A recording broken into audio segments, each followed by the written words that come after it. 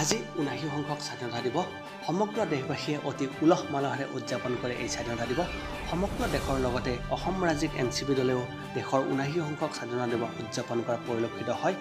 গুৱাহাটী মহানগৰ জিলা এনচিপিৰ সহযোগত কেন্দ্ৰীয়ভাৱে গুৱাহাটীৰ লক্ষীধৰ বৰা ক্ষেত্ৰত অসম ৰাজ্যিক এনচিপি দলে স্বাধীনতা দিৱস উদযাপন কৰে আৰু ৰাষ্ট্ৰীয় পতাকা উত্তোলন কৰে অসম এনচিপি দলৰ সভাপতি অজিত হাজৰিকাই।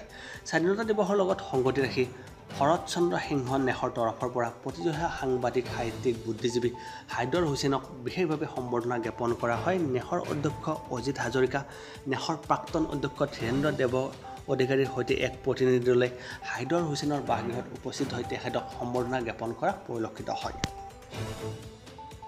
ভাৰত মাতা কি জয়, ভাৰত মাতা কি জয়, বন্দে মাতৰম।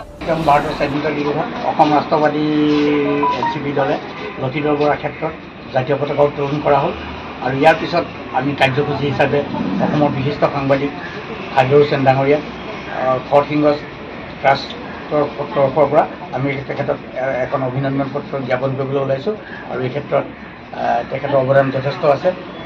গতিকে আজি আমি স্বাধীনতা দিৱসৰ কাৰ্যসূচী ইমানতে আমাৰ সামৰণি মাৰিছোঁ।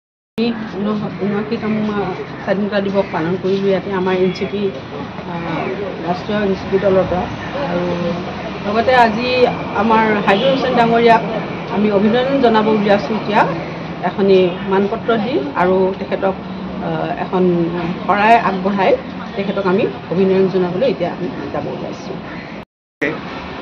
আজি ৭৯তম স্বাধীনতা দিৱসৰ শুভেচ্ছা জ্ঞাপন কৰিছোঁ ৰাষ্ট্ৰবাদী কংগ্ৰেছ দলৰ ফালৰ পৰা। সকলোৱে জ্ঞাত যে এই দল জনসাধাৰণৰ কাৰণে অহৰহ চেষ্টা কৰি আছে, কাম কৰাৰ কাৰণে কাম কৰি আহি আছে। গতিকে এই স্বাধীনতা দিৱসৰ দিনাখনে আমি সকলোৱে সংঘবদ্ধ হৈ আগন্তুক দিনবিলাকত ৰাষ্ট্ৰখনক কেনেকৈ উন্নতিৰ পথত লৈ যাব পাৰোঁ তাৰ বাবে আমি অহৰহ চেষ্টা কৰি যাম। এই আমাৰ সকলোলৈ শেষত সকলোলৈ স্বাধীনতা দিৱসৰ শুভেচ্ছা জ্ঞাপন কৰিছোঁ।